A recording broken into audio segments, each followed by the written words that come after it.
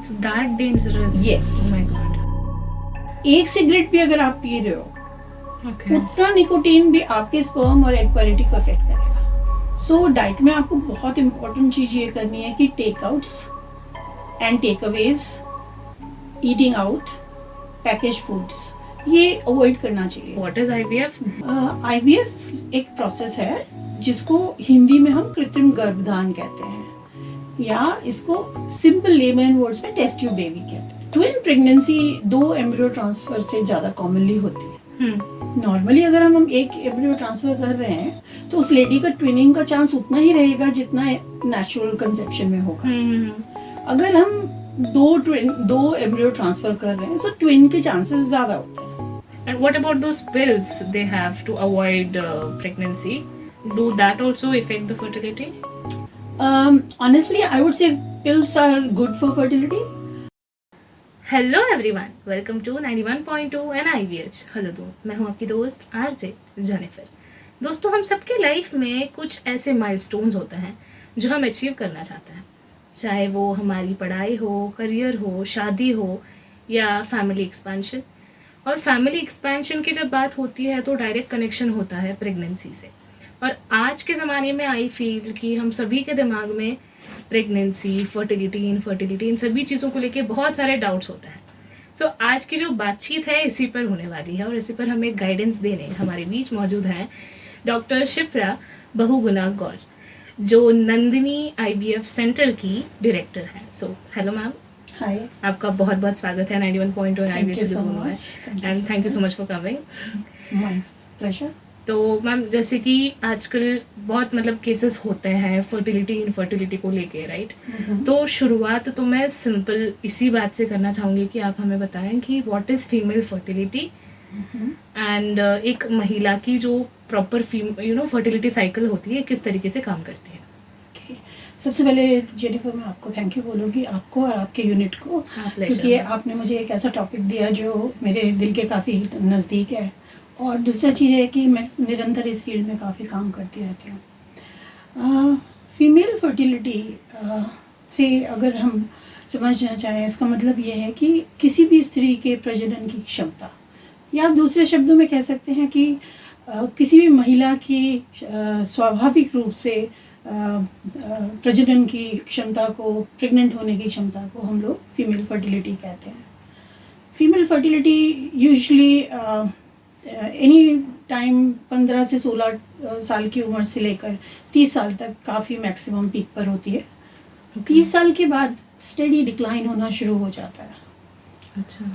जो स्टडीज़ हुई हैं इसके रिगार्डिंग, तो इट हैज़ बीन फाउंड कि 37 years of age and 43 years of age, ये 2 एज हैं जब स्टीप डिक्लाइन होता है फर्टिलिटी का. सो इट इज़ वेरी, ये बहुत इम्पॉर्टेंट है कि हम फर्टिलिटी को डिटेल में समझें और इससे आने वाली प्रॉब्लम्स को हम डील कर सकें. सो आपका नेक्स्ट क्वेश्चन था कि नेचुरल फर्टिलिटी से हम क्या समझते हैं, कैसे, और फर्टाइल विंडो कौन सी होती है. Exactly. And it is a very important thing कि ये तो सभी को समझ लेना चाहिए पहले ही, जो भी प्रेगनेंसी प्लान कर रहे हैं, कि एक लेडी का एक नेचुरल फर्टाइल विंडो होता है. तो उसका अगर रेगुलर 28 डेज का साइकिल है तो 8वें से लेके 18वां दिन जो है फर्टाइल विंडो माना जाता है. ओके. यहाँ पे एक मैं बीच में टूटना चाहूंगी मैम. जैसे जब हम काउंट करते हैं 28 डेज, शुड वी काउंट कि आज मेरी पीरियड स्टार्ट हुई है अब से लेके ही 28 डेज, या फिर जब मेरी पीरियड खत्म होती है, सपोज 5 दिन का साइकिल है, 5वें दिन खत्म होता है तो 6th डे से काउंट करना है, ये जरा आप समझा दीजिए. नहीं, पहले दिन से काउंट करना. काउंटिंग हमेशा पहले दिन से होगी. Day 1 is the day of your menstrual cycle, जिस दिन तुम्हें पीरियड शुरू हुआ है. और उससे आप 8वां दिन, सो अगर आपको मंडे को शुरू हुआ है तो नेक्स्ट मंडे आप फर्टाइल हो जाते हो. It's very simple. You don't need any app for this, you don't need anyone to tell you. It's very simple.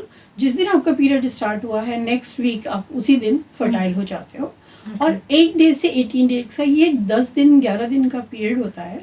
अगर इसमें आप टाइम्ड इंटरकोर्स करते हो, दैट मीन्स अगर ऑल्टरनेट डेज अगर आप लोग इंटीमेट होते हो तो आपके नेचुरल फर्टिलिटी कंसेप्शन के चांसेस बहुत बढ़ जाते हैं. सो ओव्यूलेशन स्टडी करने की कोई ज़रूरत नहीं पड़ती है, कोई ओव्यूलेशन किट की ज़रूरत नहीं है, किसी ऐप की ज़रूरत नहीं है. ये सिंपल मेथड अगर आप लोग करते हैं without taking too much stress, so mostly couple, I would से 60% of the couple will achieve pregnancy in the first year. Okay, thank you for explaining fertility in a simple way. अब आगे बढ़ते हुए ये समझते हैं मैम कि infertility क्या है एंड ये टर्म कब यूज़ होता है और इसके कॉजेज़ क्या हैं, इनफर्टिलिटी क्यों होता है. Okay, another good question. पहली बार तो देखिए, जैसे शब्द है इनफर्टिलिटी या बांझपन या गर्भ धारण करने में असमर्थ, ये इस तरह के एब्सोल्यूट वर्ड्स हैं जो अब ऑब्सोलीट हो चुके हैं. मोस्ट ऑफ द वर्ड हम लोग इस तरीके के वर्ड्स अब नहीं यूज़ करते हैं क्योंकि ये काफ़ी डेरोगेटरी टर्म्स माने जाते हैं. नाउ दीज डेज हम लोग यूज़ करते हैं सब फर्टिलिटी. सो सब fertility means a woman who has less potential to be pregnant. So potential less है but it's not zero. So that is what is सब fertility. Now WHO guidelines इसके लिए हमें कुछ एग्जैक्ट इन्होंने टर्म्स दिए हैं. सो पहला टर्म तो है प्राइमरी सब फर्टिलिटी, दूसरा टर्म है सेकेंडरी सब फर्टिलिटी और तीसरा है रिकरेंट मिसकैरेजेस. ये तीनों ही कंडीशंस जो हैं गर्भ धारण में प्रॉब्लम्स से रिलेटेड है.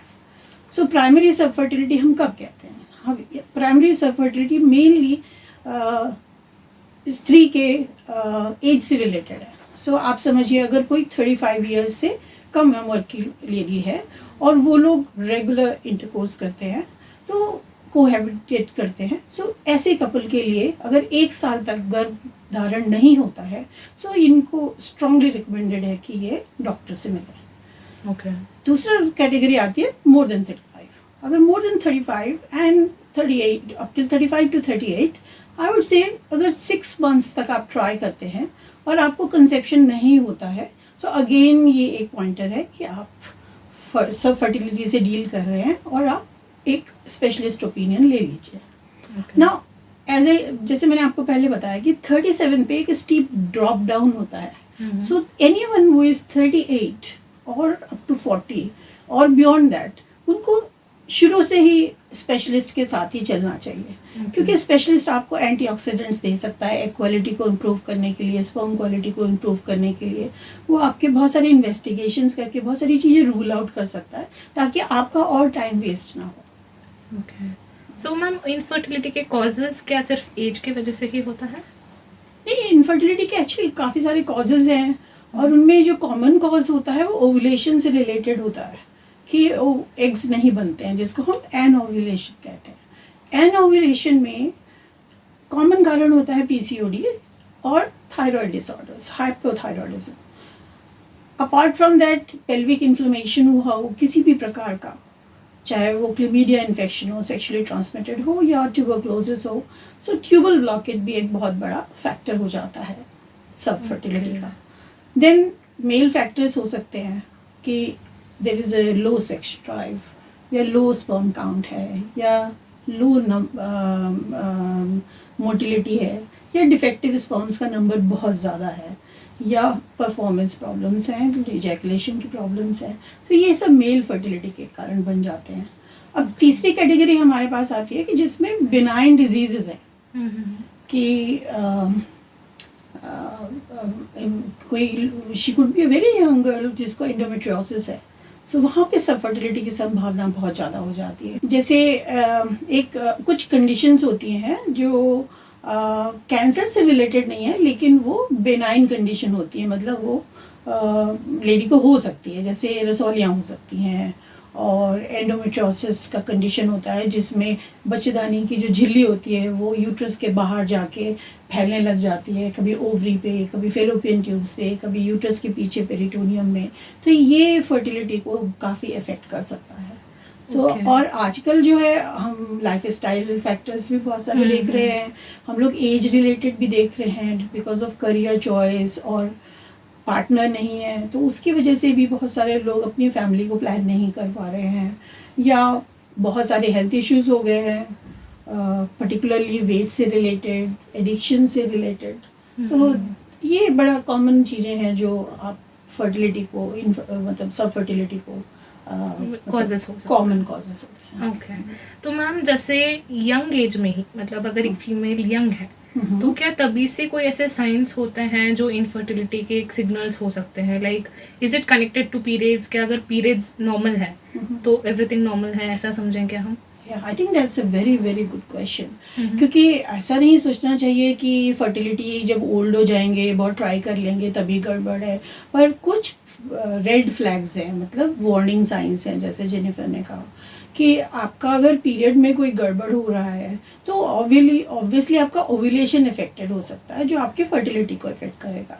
सो पीरियड में गड़बड़ क्या हो सकता है कि या तो आपका इरेगुलर पीरियड हो जाए, इरेगुलर में या तो 21 दिन से आपको जल्दी आने लग जाए पीरियड्स, या आपको 35 दिन से ज़्यादा देर में पीरियड्स आने लग जाए, या आपको ब्लीडिंग होने लग जाए इन बिटवीन पीरियड 10 दिन में, 15 दिन में, या आपके पीरियड बंद ही हो जाए। ऐसी भी सिचुएशन होती है जिसको एमिनोरिया कहते हैं, जैसे हाइपोथायरॉयडिज्म में होता है कि, या मतलब हार्मोनल डिसबैलेंसेस की वजह से हो सकता है आपका पीरियड गड़बड़ हो और उसकी वजह से आपका ओव्यूलेशन डिस्टर्ब हो जाए।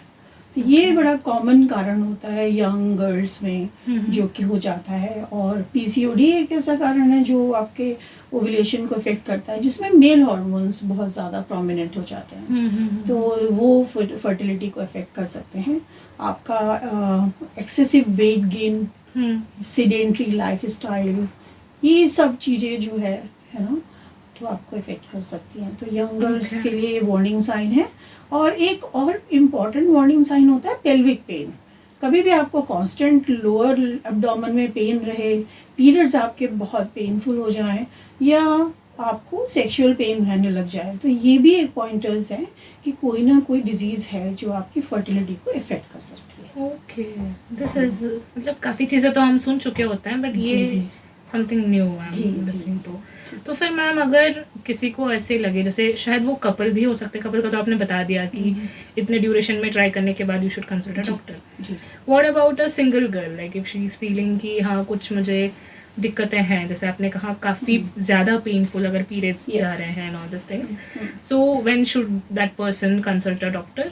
एंड कैसे डायग्नोसिस होता है even after marriage also? Couple अगर प्रेगनेंसी के लिए ट्राई कर रहा है इवन एट दैट टाइम, या अगर एक नॉर्मल फीमेल भी जा रही है तब भी कैसे पता चलेगा? देखिए, सबसे पहला तो जैसे आपने कहा कि वो डॉक्टर के पास जाते हैं, तो एक पहला डिटेल्ड कंसल्टेशन होता है और एग्जामिनेशन होता है, जिसमें काफ़ी कुछ रिवील हो सकता है। उसके बाद इन्वेस्टिगेशंस होते हैं, जिसमें ब्लड के इन्वेस्टिगेशंस होते हैं।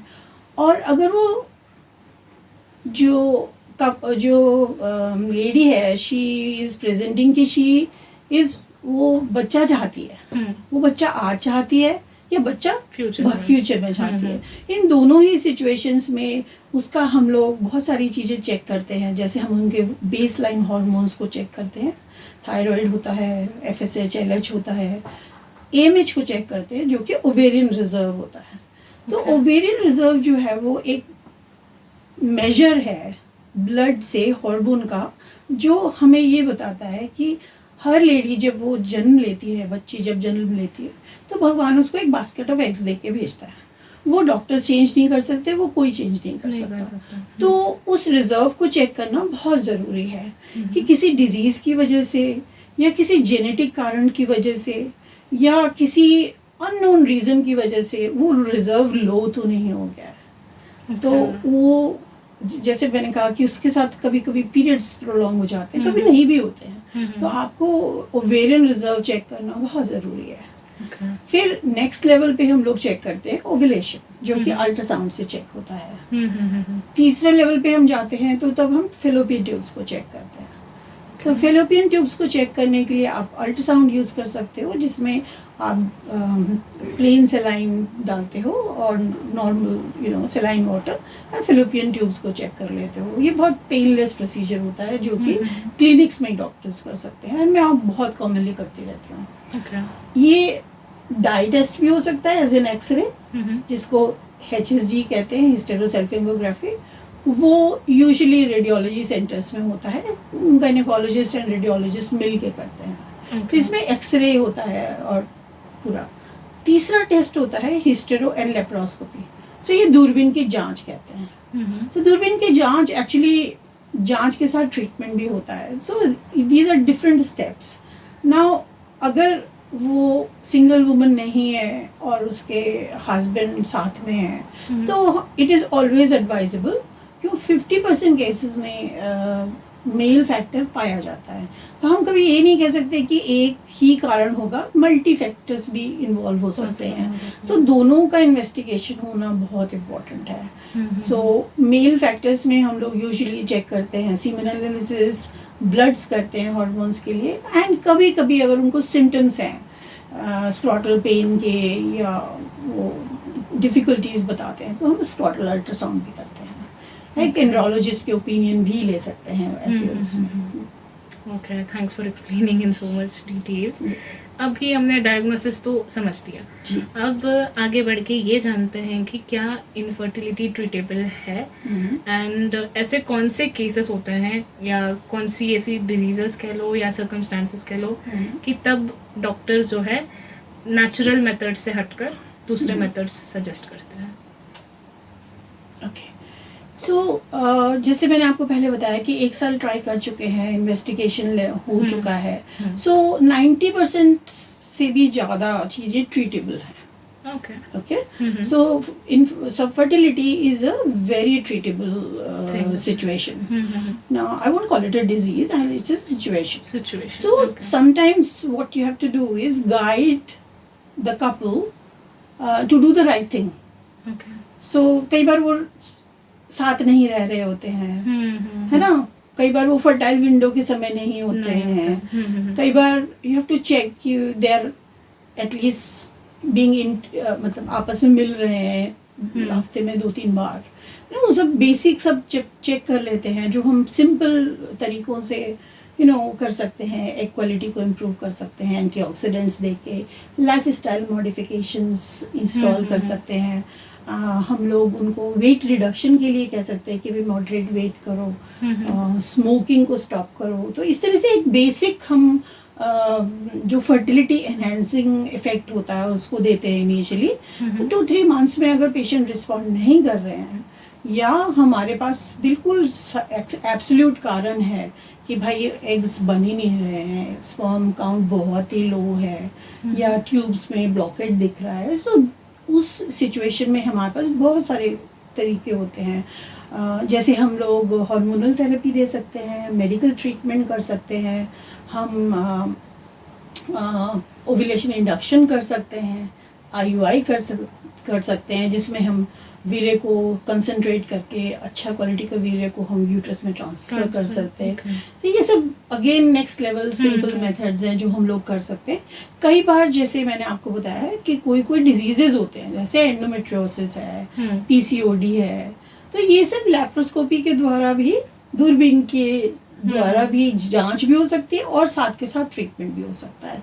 सो लैप्रोस्कोपिक एक्सीजन मीन्स दूरबीन से लैप्रोस्कोपी एंडोमेट्रियोसिस को क्लियर करना एक बहुत अच्छा इफेक्टिव ट्रीटमेंट माना जाता है, इसका बहुत सक्सेसफुल इफेक्ट है। तो अगर कपल यंग है तो ये सब मेथड्स हम ट्राई कर सकते हैं इनिशियली, ताकि वो एक नेचुरल कंसेप्शन हो सके। सो ये फर्टिलिटी एनहांसिंग सर्जरीज होती हैं जो हम लोग करते हैं कि कोई फाइब्रॉइड यूट्रस के अंदर है या पॉलिप के अंदर, या कभी कभी यूट्रस पूरा डिवाइडेड नहीं होता है, बीच में सेप्टम होता है, तो उसको भी हम रिमूव कर सकते हैं। तो बहुत सारे कंडीशंस ऐसी हैं जिनको हम खाली दूरबीन के इलाज से ही बिल्कुल कर सकते हैं ना। कोई सिचुएशन अब एक ऐसी भी हो सकती है कि एज काफ़ी हो गई है, अब डिले करना बहुत समझदारी नहीं रहेगी। एंड दूसरा चीज मैंने ये देखा है, खाली एज ही नहीं होता है, ये फर्टिलिटी का ट्रीटमेंट जो है वो एक पेशेंट का चॉइस है। सो कभी कभी कपल आते कहते हैं हमने अब सब घर बना लिया है, हमने गाड़ी कर ली है, अब हमारा स्टेबल हो गया सब कुछ, अब हम बच्चा चाहते हैं। सो कभी कभी IVF आपको इसलिए करना होता है because the patient wants the couple wants the baby now, कि हमें अब चाहिए बच्चा, तो हमने ट्राई कर लिया, अब हम रुकना नहीं चाहते, अब हम IVF करना चाहते हैं। सो इन दैट सिचुएशन हम लोग, या एब्सोल्यूट टर्म्स में अगर हम कहें, अगर दोनों फेलोपियन ट्यूब्स ब्लॉक्ड हैं या पहले ट्यूबल लाइगेशन हो गया है या पहले ट्यूबल सर्जरी हो गई है, तो इन सब चीज़ों में फिर IVF की तरफ बढ़ने लग जाते हैं। ओके, तो मैम अभी इसी से मेरे दिमाग में एक सवाल आया, खैर वो हमारे पार्ट में तो नहीं था, बट आई थॉट कि क्या ऐसी कोई हमारी डेली रूटीन में चीज़ें हैं जिस वजह से मेल हो या फीमेल हो उनकी फर्टिलिटी को इफेक्ट हो सकता हो हमारे डेली बेसिस में, अननोइंगली या फिर नोइंगली, एनी हैबिट्स? हाँ बिल्कुल, जैसे मैंने आपको पहले भी मेंशन किया कि अब रिसेंट टाइम्स में लाइफस्टाइल फैक्टर्स जो है वो काफ़ी प्रोमिनेंट हो गए हैं। व्हाट शुड वी अवॉइड, ये भी बता दीजिए। Yes, so I think lifestyle में मेरे हिसाब से पहला होता है डाइट। सो डाइट में आपको बहुत इम्पोर्टेंट चीज़ ये करनी है कि takeouts and takeaways, eating out, package foods, ये अवॉइड करना चाहिए। Is it for males or females or both? This is for both. This is for a couple. This is to optimize उनका maximum fertility potential को वो करने के लिए। So for some time आप उनको बोलेंगे कि आप थोड़ा होलसम न्यूट्रिशियस फूड लीजिए जिसमें हाई फाइबर है और प्रिजर्वेटिव्स नहीं है, क्योंकि प्रिजर्वेटिव्स का और एडिटिव्स का बहुत रोल होता है जो egg quality and sperm quality को इफेक्ट कर सकते हैं। एंड दूसरी चीज़ है कि quality of oils, quantity of oils, ये सब बहुत ज़्यादा हो जाता है जब आप बाहर खाना खाते हैं, तो उससे आपका वेट गेन होने लग जाता है। तो आपको ध्यान करना है कि आपको एक ऑप्टिमल वेट पे रहना है। ऐसा नहीं है कि आपको बिल्कुल स्टिक थिन होना है, nothing like that, but 3 to 5 kg weight loss, आप जिस वेट पे भी हैं, आपका ओव्यूलेशन इम्प्रूव करेगा, आपका सेक्सुअल फंक्शन इम्प्रूव करेगा, आपका स्पर्म क्वालिटी इम्प्रूव करेगा। दूसरी चीज होती है smoking. Smoking is something no, because nicotine एक ऐसा चीज है, मैं कभी भी पेशेंट से बोलती हूँ, मैंने कहा मैंने तुम्हें कम करने को नहीं बोला, मैंने तुम्हें स्टॉप करने को बोला है। क्योंकि एक सिगरेट भी अगर आप पी रहे हो, उतना निकोटीन भी आपके स्पर्म और एग क्वालिटी को अफेक्ट करेगा। It's that dangerous. Yes. Oh my God. So smoking का तो डेफिनेट एसोसिएशन है। तो smoking, again I tell them, have a baby then smoke away, I don't care. तो इसलिए स्मोकिंग आपको डेफिनेटली बंद करनी है। इसके बाद में आप अल्कोहल को मॉडरेशन में रखिए। एंड कैफीन का एसोसिएशन बहुत डायरेक्टली फर्टिलिटी से नहीं है, टू बी ऑनेस्ट। बहुत पेशेंट्स आते हैं, वो कहते हैं मैंने कॉफ़ी भी बंद कर दी है ताकि मैं प्रेग्नेंट हो जाऊं। ऐसा नहीं है, मॉडरेशन में 1 या 2 कॉफ़ी अगर आप पीते हैं, 1-2 चाय पीते हैं, that is fine. So these are lifestyle modification that you have to have a nutritious meal. You need to sedentary lifestyle नहीं होना चाहिए। वो भी आजकल बहुत कॉमन हो गया है, IT सेक्टर में लोग वर्क फ्रॉम होम कर रहे हैं। So this is very common that people are sitting for long hours.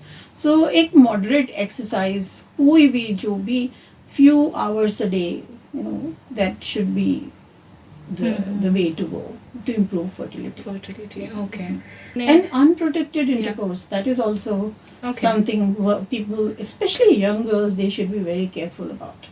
Pelvic inflammation can kill your, fertility. So that is something people should be very much aware in these times. And what about those pills they have to avoid pregnancy? Do that also affect the fertility?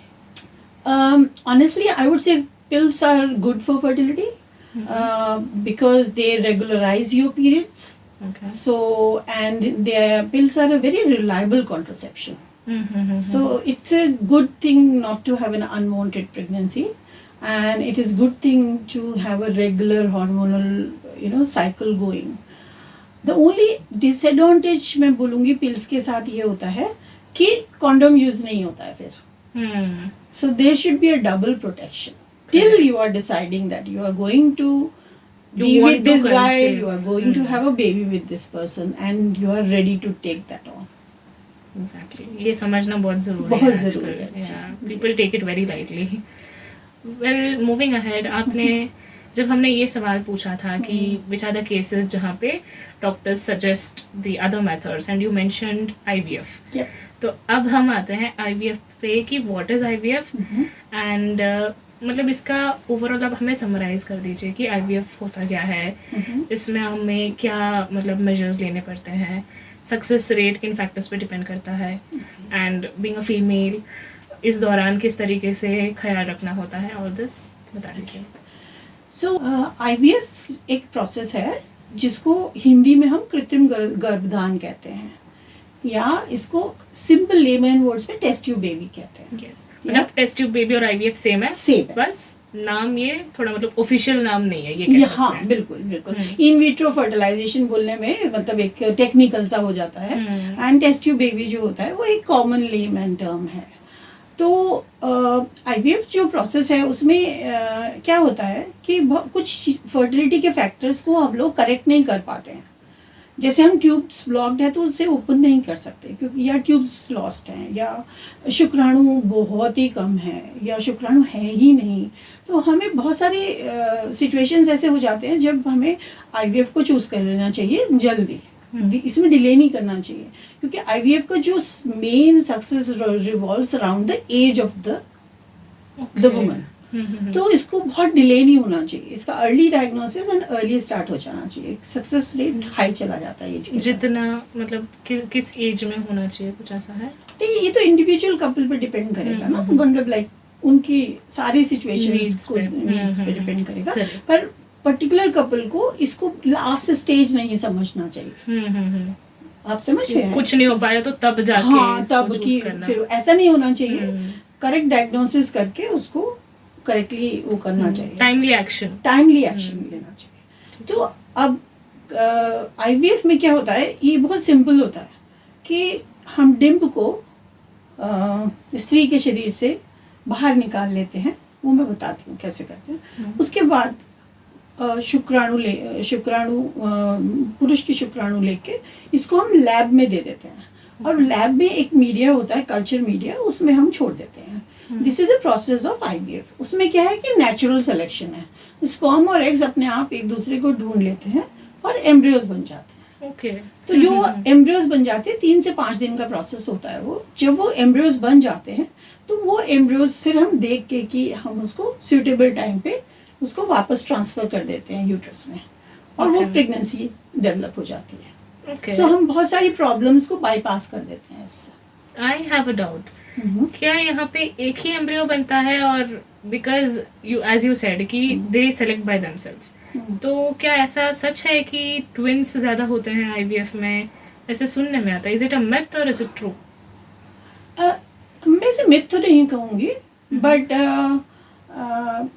Twin pregnancy 2 embryo transfer से ज़्यादा commonly होती है। Normally अगर हम एक embryo transfer कर रहे हैं तो उस लेडी का ट्विनिंग का चांस उतना ही रहेगा जितना नेचुरल कंसेप्शन में होगा।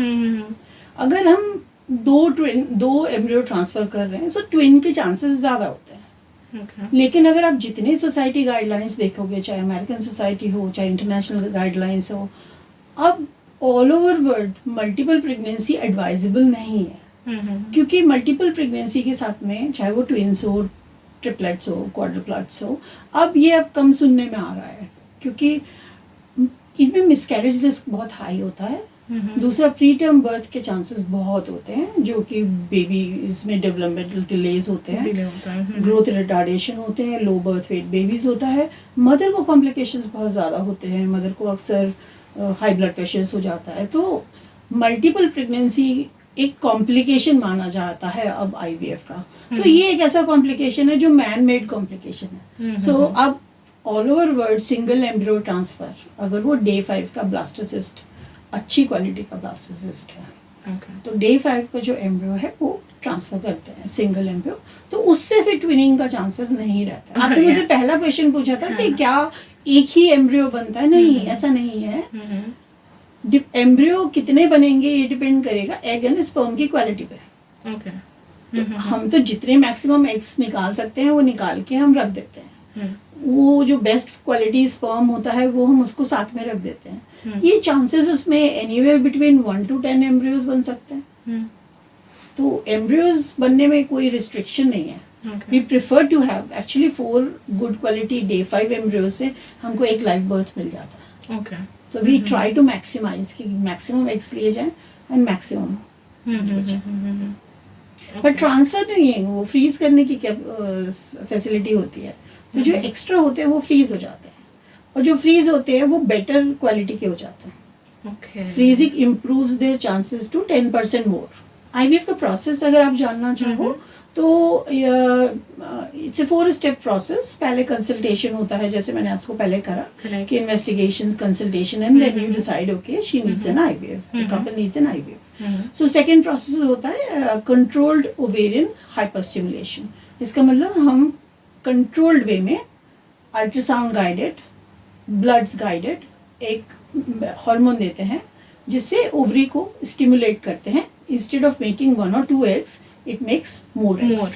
8 to 12 is a good number. Okay. So we try to do that, and that takes around 10-12 days. उसके बाद में एग को ट्रिगर कर दिया जाता है ताकि वो रिलीज के लिए रेडी हो जाए. ये सेकेंड प्रोसेस होता है जिसको हम एग रिट्रीवल कहते हैं. सो एग रिट्रीवल जो होता है वो शॉर्ट एनेस्थीसिया में होता है. क्विक प्रोसीजर होता है, कोई चीरा नहीं होता, कुछ नहीं होता. और जस्ट टू रिमाइंड यू कि इंजेक्शंस जो होते हैं ना वो बड़े जेंटल होते हैं, वो मसल में नहीं होते हैं, वो सबक्यूटिकुलर होते हैं, जैसे इंसुलिन वाले टाइप के इंजेक्शन होते हैं. तो जब एग रिट्रीवल करते हैं वो अल्ट्रासाउंड की गाइड के थ्रू करते हैं. पतली सी एक नीडल होती है जिससे हम एग्स को ओवरीज से रिट्रीव कर लेते हैं. तो वो रिट्रीव करने के बाद सेम डे हस्बैंड का सीमन कलेक्शन भी होता है और उसको हम लोग आईवीएफ के लिए छोड़ देते हैं. ना ये तो फीमेल फर्टिलिटी से रिलेटेड हुआ. अगर मेल फैक्टर भी प्रोमिनेंट है तो उस सिचुएशन में या मेल फैक्टर के लिए ही हम आईवीएफ कर रहे हैं तो एक प्रोसीजर होता है जिसको हम इक्सी कहते हैं. उसमें हम क्या करते हैं कि उन दोनों को आपस में नहीं छोड़ते हैं, हम चांस नहीं लेते हैं. कोई सीनियर एम्ब्रोलॉजिस्ट होते हैं और एक स्पेशल मशीन होती है जिसमें इक्सी मशीन होती है जिसमें स्पर्म को उठा के फिजिकली फर्टिलाइज कर देते हैं ओवम के साथ में, ताकि फर्टिलाइजेशन फेलियर ना हो. तो ये इक्सी का प्रोसेस होता है. उसके बाद में 4 या 5 दिन वो लैब में इंक्यूबेटर्स में रहते हैं. उनकी ग्रोथ हम लोग मॉनिटर करते हैं. जब वो रेडी हो जाते हैं ट्रांसफ़र के लिए फिर वो एम्ब्रियो ट्रांसफ़र हो जाता है. एंड 14 डेज के बाद फिर हम ब्लड टेस्ट करते हैं चेक करने के लिए कि प्रेगनेंसी हो गई है या नहीं हुई है. This is the process of interesting. Yes, very interesting. काफी मतलब ऐसी चीजें हैं कि शॉक हो जाता है कि how this is possible. I know. Right. तो आईवीएफ जानने के बाद एक और टर्म हम काफी सुनते हैं मैम, एग फ्रीजिंग. सो एग फ्रीजिंग का आप हमें जरा समझाइए कि ये फीमेल किस केसेस में मतलब रिकमेंडेबल होता है उनके लिए, एंड ये किस एज में कराना होता है, एंड एग फ्रीजिंग का क्या प्रोसेस है. मतलब मैंने ऐसे भी सुना है कि लोग फ्यूचर के लिए अभी से एग फ्रीज करके रख सकते हैं, समथिंग लाइक दैट. सो आप प्लीज क्लियर कर दीजिए मुझे कि ये क्या है. तो एग फ्रीजिंग की जब हम बात करते हैं इसको मेडिकल टर्म्स में अगर कहें तो हम इसे oocyte क्रायो प्रिजर्वेशन कहते हैं. फ्रीजिंग एक बड़ा मतलब जेनेरिक वर्ड है. हम फ्रीज नहीं करते हैं, ये नाइट्रस ऑक्साइड पे फ्रीज होता है गैस के अंदर. तो जो कि बहुत ही मतलब बिल्कुल फ्रोजन स्टेट में होता है. So that is cryopreservation. So एक oocyte cryopreservation जो है वो आप कभी भी कर सकते हैं. 20 एडवाइजेबल तो ये है कि 20 से लेके 35 साल तक आप करिए, क्योंकि 35 साल तक मैंने जैसे आपको कहा कि एग क्वालिटी जो है ना वो अच्छी रहती है. तो अगर आप इस एज में करते हैं फ्रीज तो फ्यूचर में आपके प्रेगनेंसी का जो पोटेंशियल है वो काफ़ी हाई होता है, क्योंकि एग की क्वालिटी काफ़ी अच्छी होती है. एंड यूजुअली ये करा जाता है for preservation of your fertility. Okay, ताकि आगे जाके प्रॉब्लम ना हो. तो उसमें आप कैसे क्या क्या सिचुएशंस हो सकती हैं. एक तो सिचुएशन ये हो सकती है कि आपको जैसे मैंने आपको बोला कि आपका फैमिली प्लानिंग नहीं हो पा रहा है, डिले हो जा रहा है. ये बड़ा कॉमन है अब, बिकॉज या तो करियर चॉइस की वजह से हो रहा है या लैक ऑफ पार्टनर की वजह से हो रहा है. इन दोनों सिचुएशंस में आपको एंड आप 35 क्रॉस कर जाने का आपको पता है कि अभी होराइजन में कोई शादी भी नहीं दिख रही है, कोई यू नो करियर के लिए मूव करना पड़ सकता है. तो ऐसी सिचुएशन में आजकल कॉर्पोरेट इंश्योरेंस भी दे रहे हैं लोग काफ़ी कंट्रीज में, जिससे आप ना एग फ्रीज कर सकते हो. तो उसमें ये एक बड़ी कॉमन सिचुएशन है जहाँ एग फ्रीजिंग जो है एडवाइजेबल है. ना दूसरा सिचुएशन ये हो सकता है कि हो सकता है आपको ऐसी मेडिकल कंडीशन है कोई जिसमें आपके एग की क्वालिटी इफेक्ट हो सकती है। उसमें सबसे कॉमन जो मैंने आपको बोला एंडोमेट्रियोसिस होता है, जिसमें यूट्रस की जो लाइनिंग होती है वो जाके स्टिक कर जाती है नॉर्मल प्लेसेस में। तो वो ऐसी कंडीशन होती है जिसमें एग नंबर एंड क्वालिटी बहुत इफेक्ट हो सकती है। So that is a situation where या ओवरी में ट्यूमर्स बन गए हैं या सिस्ट बन गए हैं जिनको निकालना पड़ रहा है, और ये एज कम है एंड अगेन शादी भी नहीं हो रही है ना, तो इन दो सिचुएशन इट इज़ हम लोग एडवाइस करते हैं कि आप लोग अपना मेडिकल रीज़न से आप अपना एग फ्रीज कर दीजिए। हाँ, तीसरा सिचुएशन आता है कि ओवरी इनसफिशिएंट काम कर रही है। सो कुछ फैमिलीज में जेनेटिकली होता है कि मेनोपॉज जल्दी आ जाता है, कि मदर को भी 30 में 32 की एज थी, यू नो, तो ऐसे उसमें प्रेगनेंसी के चांसेस बहुत कम हो जाते हैं। अगर तो उसमें अगर आप टाइमली अपना एग फ्रीज कर देते हो तो वो एक बहुत सेंसिबल डिसीजन होता है। तो करेक्ट, मतलब ये सारी सर्कमस्टेंसेस को ध्यान में रखते हुए नाउ एक अनदर ग्रुप है, this is the third group, जिसमें ओवरी में कोई ना या कहीं ना कहीं आपको कैंसर हो गया और आपको कीमोथेरेपी की जरूरत है, और आपकी ओवरी जो है वो कीमो या रेडियो से अफेक्टेड हो सकती है। इसको ऑनको फर्टिलिटी कहते हैं। इसका मेरे पे बड़ा ह्यूज एक्सपीरियंस है ऑस्ट्रेलिया का, क्योंकि मैं मोनाश IVF में थी वहाँ पे बहुत लंबे समय तक। तो उसमें हम लोग क्या करते हैं कि रैंडम स्टार्ट कर देते हैं। जो पुराना कंसेप्ट था कि आप वेट करो, पहला दिन पीरियड का आएगा तभी आप पूरा साइकिल शुरू करोगे, वो ऐसा ज़रूरी नहीं है। चीज़ें बहुत चेंज हो गई हैं। पेशेंट जिस भी दिन आता है हम उसी दिन IVF साइकिल शुरू करके 15 दिन में उसके एग्स कलेक्ट करके उसको भेज सकते हैं वापस।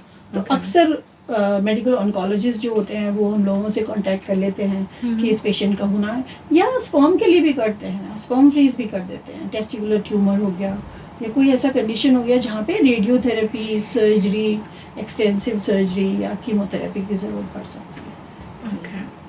चौथा सिचुएशन होता है जब हम IVF कर रहे हैं। हमने IVF किया, लेकिन जिस दिन हम IVF करने गए उस दिन हमें सीमन सैंपल नहीं मिल पाया किसी वजह से, तो फिर हम उसको फ्रीज कर देते हैं, एग्स को फ्रीज कर देते हैं, उसको सेकंड स्टेज में IVF कर देते हैं। वो भी कभी कभी लॉजिकल। हाँ, ओके।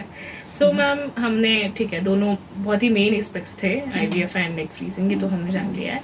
तो अब अक्सर नहीं, एग फ्रीजिंग का एक छोटा सा चीज मैं और भी बताऊंगी कि एग फ्रीजिंग में जो नंबर्स हैं वो बहुत इंपॉर्टेंट है। तो जो फिगर्स हैं वो ये है कि आप 15 एग्स, 14 to 15 एग्स अगर आप कलेक्ट करके फ्रीज करके रखते हो तो उसमें आपको एक लाइव बर्थ मिल जाएगा। ओह, 15 में एक 14 to, हाँ, एग्स का जो एग्स को जब हम डीफ्रॉस्ट करते हैं, जब थॉ करते हैं, तो एग्स, बहुत सारे एग्स जो हैं वो सर्वाइव नहीं करते हैं। They are not like embryos. Embryos बहुत अच्छा थॉ सर्वाइव करते हैं, लेकिन एग्स थॉ सर्वाइव नहीं करते हैं। सो जब हम एग फ्रीजिंग करने जाते हैं तो हमारी कोशिश ये रहती है कि हम 14 से 15 एग्स को हम फ्रीज कर लें। वो एक साइकिल में भी हो सकता है, वो 2 में भी हो सकता है, और अगर आपका लो AMH है तो आपको 3 साइकिल भी लग सकते हैं। ओके। और ये कितने टाइम तक मतलब सेफ रह सकता है? मतलब 10 साल तक तो हम आराम से रखते ही हैं। अब ये बात जानना चाहेंगे कि इंडिया में क्या ये कॉस्ट फ्रेंडली है कि सिर्फ ये अमीरों को ही सोचने का इसका? हाँ, ये बहुत अच्छा क्वेश्चन है। हाँ। देखिए, जब कोई नई टेक्नोलॉजी आती है तो वो एक्सपेंसिव होती है। तो आप देखिए IVF का जो मीडिया होता है, जो सब कुछ डिस्पोजेबल होता है, जो मशीन्स होती हैं, they are very delicate high tech machine, जो लैब मेंटेनेंस होता है वो बहुत ज़्यादा होता है।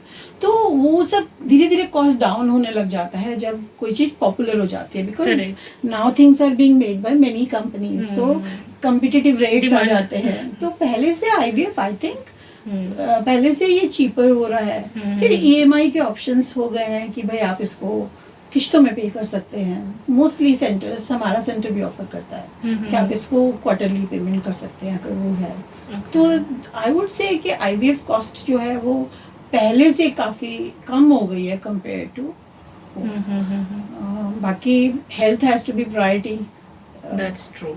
इंडिया में वेडिंग्स पे खर्चा बहुत होता है, इसलिए आई थिंक अब चॉइस शायद हमारी है कि व्हाट्स मोस्ट इम्पोर्टेंट, क्योंकि अक्सर शायद हम जो चीज़ हमारे लिए ज़्यादा इंपॉर्टेंट होती है उसमें खर्चा करने से पहले सोचते नहीं है। एग्जैक्टली। या सो मैम, जैसे ये हम हंसी मजाक तो कर ही रहे हैं, but this topic is very serious of course.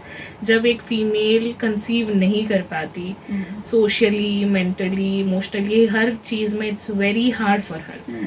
तो ऐसे में वो खुद को कैसे हैंडल करे एंड उसका पार्टनर और उसकी फैमिली मेम्बर्स उसको कैसे सपोर्ट करे, इस पे क्या कहेंगे? मैं 100% आपकी बात से वो करती हूँ, क्योंकि मैं तो इसे ये तो मेरा डेली लाइफ है। मैंने जो मैं समझती हूँ, एक चीज़ मैंने बहुत इम्पोर्टेंट, आपने IVF सक्सेस के बारे में पूछा था, तो मैंने आपको शायद उसमें ये मेंशन नहीं किया कि choice of your fertility specialist, that person should not only be competent and very nicely trained experienced person, वो compassionate भी होना चाहिए, है ना? और दूसरी चीज़ है कि आप कॉर्पोरेट में जाते हो, भेड़ चाल में जाते हो, या आप एक इंडिविजुअलाइज्ड होलिस्टिक सेंटर चूज करते हो, ये आप पे डिपेंड करता है। अब जैसे हमारे सेंटर में हर पेशेंट एक प्रॉपर काउंसलर से मिलता है। सो आई थिंक अगर प्रेगनेंसी नहीं हो रही है नेचुरली, या वो IVF फेलियर है, फेल्ड अटेम्प्ट है, I won't say IVF failure, हो सकता है पहला अटेम्प्ट हो, वो ना सक्सेसफुल हुआ हो, वो सिचुएशन जो होती है वो बहुत डिफिकल्ट होती है एंड बड़ी हार्ट ब्रेकिंग होती है। तो उसमें जैसे मैंने कहा, एक सेंटर ऐसा होना चाहिए जिसका अप्रोच होलिस्टिक हो, जिसका डॉक्टर इतना अप्रोचेबल हो कि that you can walk in, कि भाई मैं ये चीज़ क्लियर करना चाहती हूँ। जैसे मेरे सेंटर में है, if somebody is having a thought, वो आके मिल सकते हैं, they can make as many appointments with doctor Geetika Mathur, वो हमारे पैकेज में है।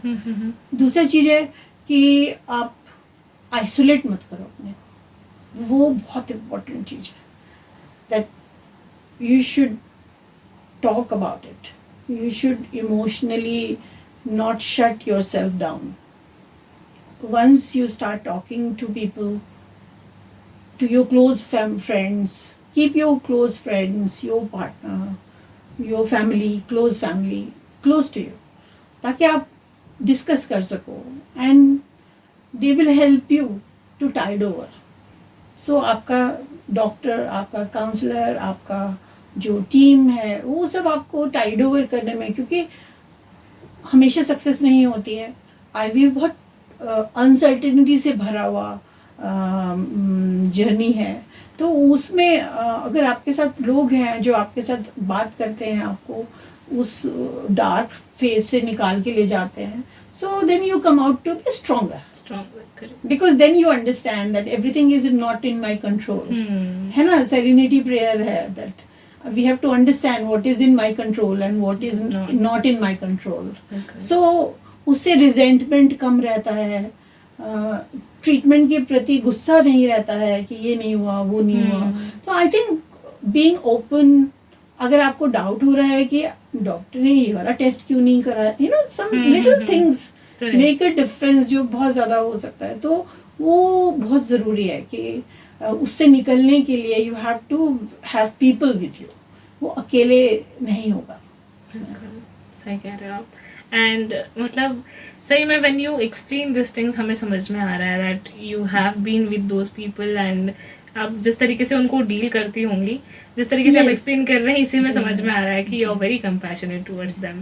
That's a great work ma'am, honestly. Thank you so much. तो मैम, जैसे हमने अभी ओवरऑल डिस्कशन करा फर्टिलिटी, IVF, इनफर्टिलिटी, इन सभी चीज़ों के बारे में, तो क्या आपकी नज़र में कोई ऐसे मिथ्स हैं जो आप आज बस्ट करना चाहेंगे हमारे इस चैनल के माध्यम से?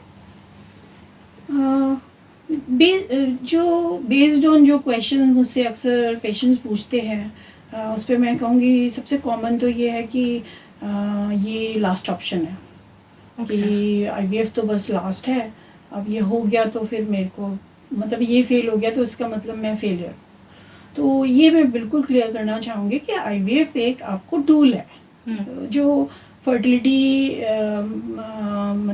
की प्रॉब्लम्स को ओवर करने के लिए आपके पास अवेलेबल है, तो आप उसको यूज़ कर सकते हैं। और IVF के दौरान बहुत सारे हार्मोनल करेक्शंस होते हैं जिस प्रोसेस से आप गुजरते हो, जैसे ओवरीज में पंक्चर होता है और आपका फर्टिलिटी का एनहेंसमेंट होता है, तो ये ओव्यूलेशन इंडक्शन होता है, तो ओवरी आपकी राइट पाथ पे चली जाती है। तो आपने बहुत केसेस सुने हुए होंगे कि जो आईवीएफ ख़त्म करते हैं और उसके बाद कुछ दिन के बाद प्रेगनेंसी नेचुरल हो जाती है। सो आई वुड से इसको ऐसा नहीं लीजिए कि आप अभी बच्चा चाहते हैं, तो आपके पास ये एक मेथड अवेलेबल है जिसको आपको डेफिनेटली ट्राई करना चाहिए। इसका सक्सेस रेट काफ़ी हाई होता है, अराउंड 35 to 50% पर साइकिल होता है।